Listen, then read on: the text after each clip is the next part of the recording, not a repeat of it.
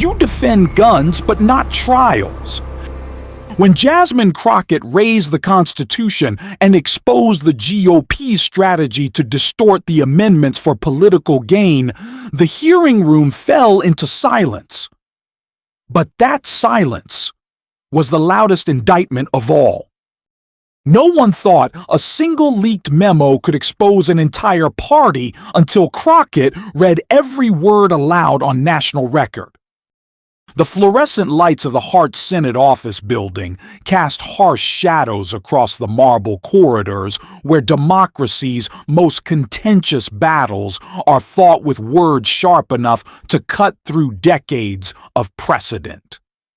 In room 216, the House Judiciary Committee prepares for what appears to be another routine hearing on immigration enforcement. But nothing about this morning would prove routine. Representative Jasmine Crockett's heels click against the polished floor as she strides through the hallway, her leather portfolio clutched against her chest like armor.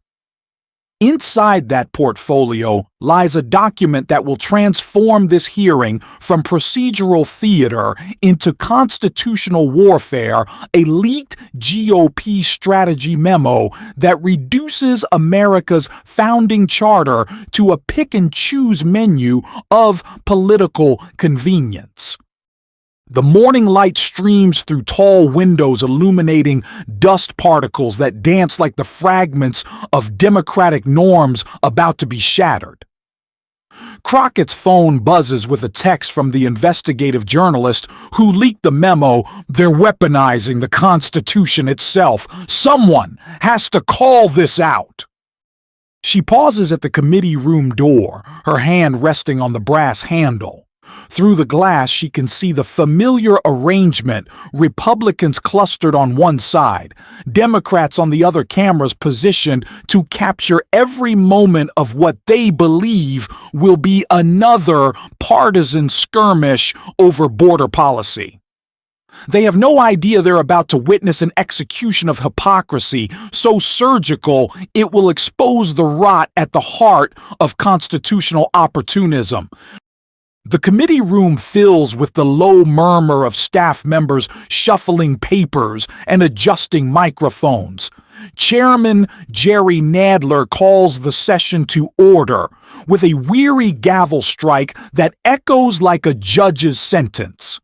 The topic: due process rights in immigration enforcement, constitutional boundaries, and national security. Representative Kevin Kiley of California sits with the confident posture of a man who believes his talking points are bulletproof. His crisp navy suit and flag pin catch the camera lights as he prepares to deliver what he considers constitutional gospel. Behind him, GOP staffers arrange binders thick with precedents they've cherry-picked to support their predetermined conclusions. Crockett takes her seat, the leaked memo burning like a live wire in her portfolio. She watches Kiley's opening statement with the patience of a prosecutor who knows the defendant is about to perjure himself. Mr. Chairman. Kiley begins, his voice carrying the practiced authority of cable news appearances. We must be clear about what the Constitution does and does not protect. Due process is a right of citizens, not a universal entitlement for those who've broken our laws by entering illegally. The words hang in the air like smoke from a fired gun. Several committee members nod, along their faces masks of manufactured solemnity. But Crockett's expression hardens, her fingers drumming silently against the table surface. Kiley continues warming to his theme. The founders never intended for foreign nationals who violate our sovereignty to enjoy the same protections as American citizens. That's not compassion, that's constitutional confusion. The room's energy shifts imperceptibly. Democratic members exchange glances, sensing the familiar Republican strategy of wrapping harsh policy in constitutional rhetoric. But Crockett remained still, her dark eyes fixed on Kylie with laser intensity. When Crockett's turn arrives, she doesn't immediately reference her portfolio. Instead, she leans into her microphone with the deliberate movement of someone about to detonate a carefully placed charge. Mr. Kiley. She begins, her voice carrying the measured cadence of cross-examination. You mentioned the founder's intent. Are you familiar with the specific language of the Fifth Amendment, or she? Kylie's confident smile falters slightly. Of course, Congresswoman. It protects citizens from... Actually, Crockett interrupts her tone, sharpening like a blade being honed. It says no person, not no citizen. No person shall be deprived of life, liberty, or property without due process of law. The committee room grows quieter. Camera operators instinctively tighten their shots, sensing blood in the water. Kylie's media-trained composure begins to crack around the edges. The Constitution has specific distinctions between he attempts. Between what and what. Crockett's voice rises, slightly controlled, but heated. Between the parts you like and the parts you find inconvenient. She opens her portfolio now, her fingers finding the leaked document with practiced precision. The paper rustles like autumn leaves, but the sound cuts through the room's tension like thunder. Because I have here a very interesting strategy memo from GOP leadership. She continues, holding up the document. Several Republican members lean forward, their faces registering alarm.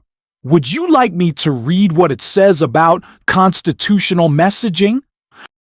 The room erupts in a low buzz of whispered conferences between members and their staff. Chairman Nadler's gavel strikes once a sharp report demanding order.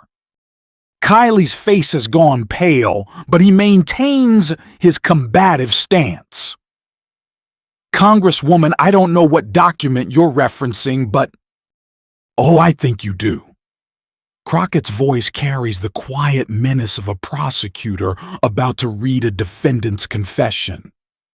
This memo, dated 3 weeks ago, outlines what they call strategic constitutional framing. Shall I quote directly? She doesn't wait for permission. Her voice carries across the hushed room with crystalline clarity. Emphasize Second Amendment protections in all public messaging. Polls show strong support among base voters. Minimize due process arguments regarding immigration enforcement. Focus on security over constitutional technicalities. The effect is immediate and devastating. Republican members shift uncomfortably in their seats, some reaching for their phones to text urgent messages to leadership. The Democratic side of the room watches with the fascination of spectators at a public unraveling. But Crockett isn't finished. She flips to another page, her movements deliberate and theatrical. And here's my personal favorite. She continues, her voice dripping with barely contained outrage. The Constitution is most effective as a political tool when applied selectively. Full constitutional protection rhetoric should be reserved for issues that energize our voting base. Kylie attempts damage control. That's taken out of context. What context makes constitutional cherry-picking acceptable? Crockett's question cuts through his protest like acid through metal. What context justifies treating the Bill of Rights like a restaurant menu? The tension in the room has reached breaking point. Cameras capture every micro-expression, every shift in posture, every bead of sweat forming on foreheads under the harsh committee lights. Crockett stands now, her full height commanding the room's attention. In her hands, she holds not just the leaked memo, but a leather-bound copy of the Constitution, the actual text, not a politician's interpretation. "You want to talk about the founders' intent?" she says, her voice rising with righteous indignation. "Let's talk about what they actually wrote." She opens the Constitution to a page marked with a yellow sticky note, her preparation evident in every gesture. Amendment Thief. No person shall be held to answer for a capital or otherwise infamous crime, nor shall any person be subject for the same offense to be twice put in jeopardy, nor shall be compelled in any criminal case to be a witness against himself, nor be deprived of life, liberty, or property without due process of law. Her voice grows stronger with each word the constitutional text delivered, like a closing argument. Amendment Thief. No state shall deny to any person within its jurisdiction the equal protection of the laws. She looks directly at Kylie, her gaze unwavering. Any person, Congressman, not any citizen, any person. The founders wrote those words after fighting a war against tyranny. They knew the difference between persons and citizens, and they chose their words carefully. The committee room has fallen into complete silence except for the soft clicking of camera shutters capturing this moment of constitutional education delivered as public humiliation. Kylie makes one final attempt to regain control. The Second Amendment also says, "Oh, now you want to quote the Second Amendment."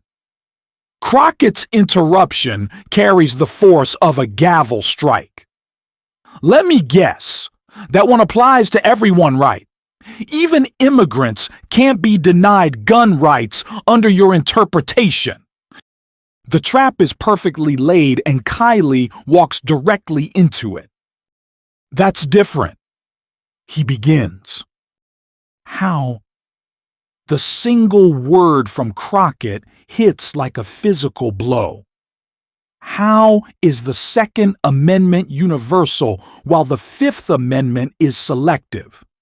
How do you protect the right to bear arms while denying the right to a fair trial? She turns to address the entire committee, her voice carrying the moral authority of someone exposing naked hypocrisy. This isn't about immigration policy or border security. This is about whether we have a constitution or a collection of political slogans. You can't claim the second and cancel the fifth. You can't defend the parts that poll well and ignore the parts that make your job harder. Republican members are now in full damage control mode, whispering urgently with staff, some already drafting statements for the press. But the damage is done, captured in high definition, and destined for viral circulation. Crockett returns to her seat, but she's not finished. She reaches into her portfolio once more, withdrawing a manila folder thick with documentation. Since we're talking about constitutional protections, she says, her voice now carrying the weight of accumulated evidence, let me read you some names. The room tenses again, sensing another devastating revelation. Maria Santos, age 34, deported without legal representation after 15 years in America. Her children are U.S. citizens. She pauses, letting the human cost sink in. Carlos Rodriguez, age 28, detained for 6 months without trial, separated from his pregnant wife. Another pause, another name, added to the growing ledger of constitutional failures. These aren't statistics from some liberal think tank, Crockett continues. These are cases from your own district's Congressman Kiley. People deprived of due process while you stood up for the Second Amendment at NRA fundraisers. The moral mathematics are devastating in their simplicity. Guns deserve constitutional protection, but people facing deportation don't. Chairman Nadler attempts to restore some semblance of parliamentary order. The gentle lady's time. I'm not finished. Crockett says, her voice carrying an authority that transcends committee rules. Because this memo contains one more gem I think the American people need to hear. She holds up the document again, finding a section highlighted in yellow. Constitutional absolutism is a luxury we cannot afford in an era of demographic change. Strategic constitutional interpretation allows maximum political flexibility while maintaining appearance of principled governance. The words land like physical blows. Several Democratic members audibly gasp. Even some Republicans look genuinely disturbed by seeing their strategy laid bare in such clinical terms. Strategic constitutional interpretation. Crockett repeats, her voice heavy with disgust. They have a focus group term for constitutional betrayal. The hearing has devolved from orderly procedure into moral reckoning. Kiley, his composure completely shattered, makes one final desperate attempt at deflection. This is a partisan witch hunt. No! Crockett's voice cuts through his protest with surgical precision. This is accountability. This is what happens when you turn sacred principles into polling data. She stands again, this time holding both the leaked memo and the Constitution. The difference between these two documents, she says, holding them up for the cameras, is the difference between democracy and demagoguery. One was written to protect all persons from tyranny. The other was written to exploit tyranny for political gain. The visual is perfect. The founding document dwarfed by modern political cynicism, constitutional principles reduced to campaign strategy. Which America do you want to live in? She asks her question directed not just at the committee, but at every viewer who will watch this exchange in clips and compilations for years to come. As the hearing breaks for recess, the committee room erupts into chaos. Reporters surge toward committee members, phones buzz with breaking news alerts, and social media begins its immediate dissection of what just transpired. But in the eye of the storm, Crockett sits quietly, methodically, returning her documents to their portfolio. The Constitution goes back in last its worn pages containing promises that survive political seasons and partisan scheming. A young staffer approaches her. "Congresswoman, that was incredible. How did you know they'd walk right into that trap?" Crockett looks up, her expression mixing exhaustion with determination. "It wasn't a trap," she says quietly. "It was just the truth. They've been saying these things so long in private they forgot how they sound in public." She closes her portfolio and stands her work for today, complete but her larger mission just beginning. "The Constitution isn't complicated," she continues. "Either it means what it says or it means nothing at all. They chose to make it mean nothing. Someone had to choose differently. The aftermath unfolds with predictable velocity.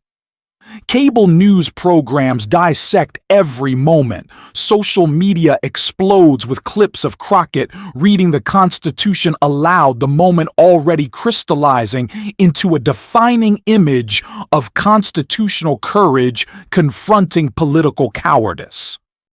But beyond the immediate media cycle, something more profound has occurred.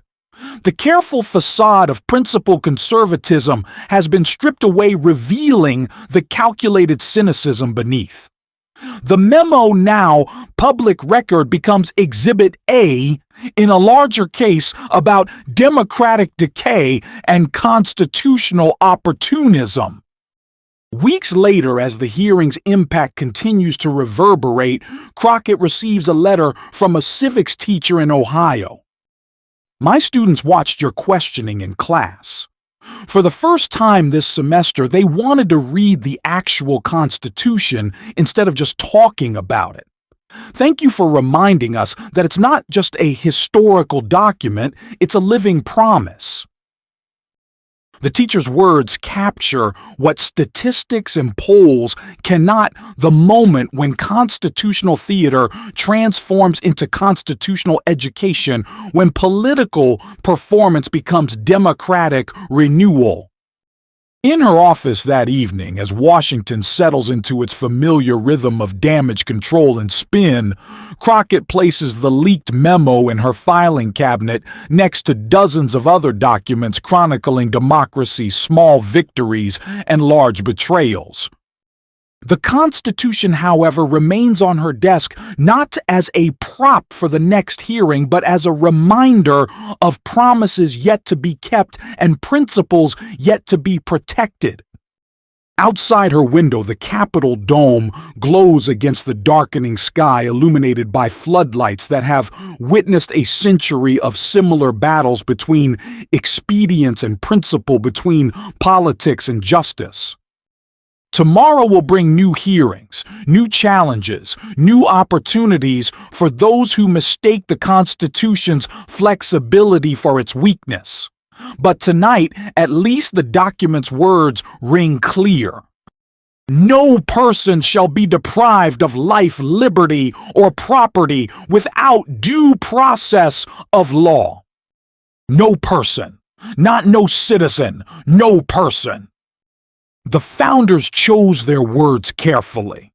Representative Jasmine Crockett chose to remember why. The cameras have been turned off, the microphone silenced, the committee room emptied of its formal proceedings. But the constitutional principles exposed and defended in those few hours continue their patient work, not as political slogans or campaign themes, but as the enduring foundation of a democracy still struggling to fulfill its founding promises. In the end, that struggle, messy, contentious, and never quite complete, remains America's most essential work.